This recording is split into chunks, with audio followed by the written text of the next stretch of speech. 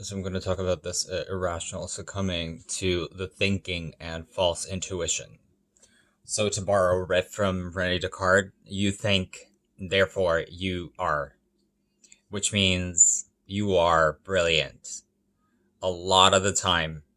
And sometimes you just gotta look stupid. You know, make a few jokes, make a fool out of yourself, fall on your face, and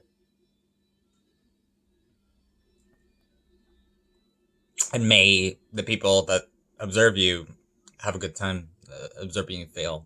We all want to make sense of the world, and one of the ways that our cognition through concepts make this possible is it groups up, lumps up people, ideas, or events together, and we like to lump things together, concepts that simplify our thinking in a way that we don't usually have to stop and just observe them be there.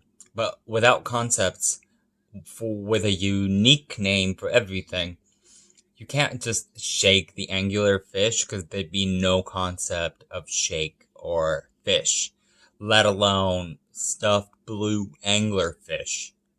And if I told you that I was devastated that I lost my angular vision, which I probably would do, is how I would explain my emotions and their intensity, even the words themselves that I had to use. So basically, concepts, and without them, no one would get anything done. We'd all be like a bunch of ants taking our learning to say, what's up? We haven't organized our concepts by forming prototypes, mental images, or pinnacle examples of a certain thing. For example, if I say bird, shaping song to bird would pop into your head like a penguin prison or an emu, chicken, robins, cardinals are more proximate to the bird prototype.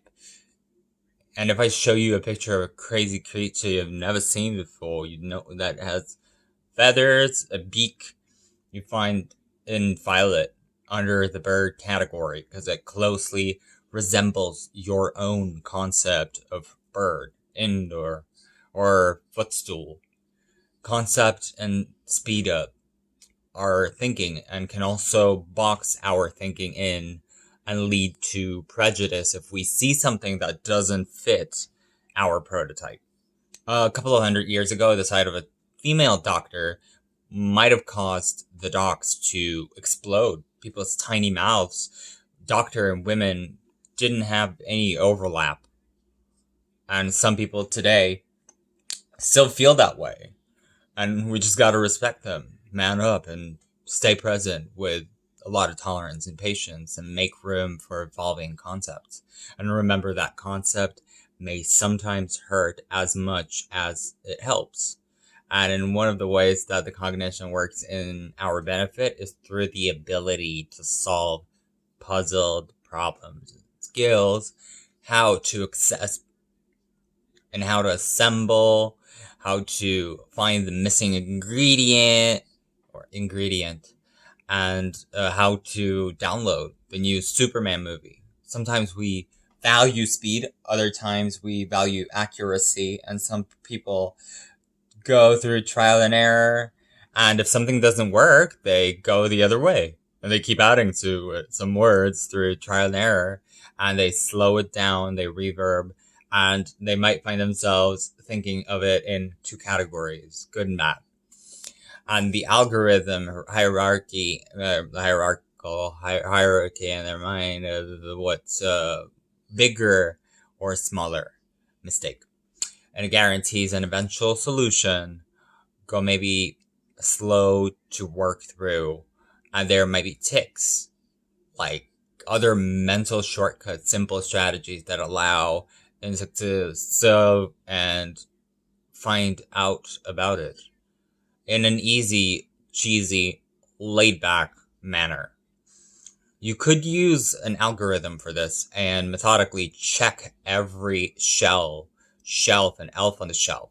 Or you could use heuristics and for soul incontinence and So it makes sense for much of what you already picked up upon. In an algorithmic approach, not overlooking the soft sauce and that like dumb thing that did it this week. So dumbed in and problem solving strategies that involve a plan of attack. And sometimes we get lucky while puzzling out a problem in aha moments out of nowhere, sudden flashes of insight that are not solving the problem, but they can be used. Like, what would be a good example from cooking? Like an orange muffin recipe, or for some reason, a sign of a vacuum cleaner.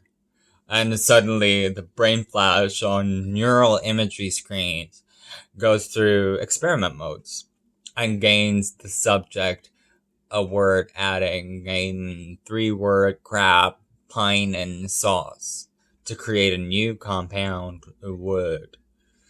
And you might ask the subject to press a button when they are ready and when they have the answer, and it shows activity in their frontal lobe in the areas involving focused attention on typical problem solving. And right at that aha moment, eureka, there's a clear burst of activity just above the ear in the right temporal lobe, among many other things that it's involved with recognition. And the answer, by the way, we already gave you the hint earlier in the episode that I was in. So it links it up with the fish and sudden bursts of insight that are awesome but can't always be counted on to solve all your issues. Just because something feels right doesn't mean that it's truly correct. And it's inventive and smarty pants May Wing. And the cognition often leading us to astray, you might say. And all friends are looking for and other evidence that verifies our ideas while we ignore contradictory evidence of tendency known as confirmation bias. And this is really similar to the overconfidence we've talked about, when you basically morph into a more competent, correct cognitive vise, and you might cling to your initial conceptions in a kind of belief perseverance mode. But even in the face of clear proof of the contrary, this happens all the time. You can be, and it can be maddening for people watching it happen. People still think that it's the Earth that's doing it. It's Gaia. How? Space pictures. Probably don't need to tell you. People can get really weird and defensive when they evade facts and choose to see only the information that confirms their beliefs. And they even become functionally fixed, unable to view a problem from a new perspective instead. They just keep approaching the situation with the same mental set, especially if it has worked in the past. And it's sticking out on the board, and I didn't take care of that. It's raw. There are bricks all around you. There's a functional fix in the idea that only hammers work on nails. You don't even consider hanging out with a brick, and instead you just waste a lot of time looking for the hammer in your garage, and you're angry and frustrated, and still a nail sticking up from the board. So it's a mental set predisposing to how we feel and think, just as the perceptual set predisposes how we perceive and fizz.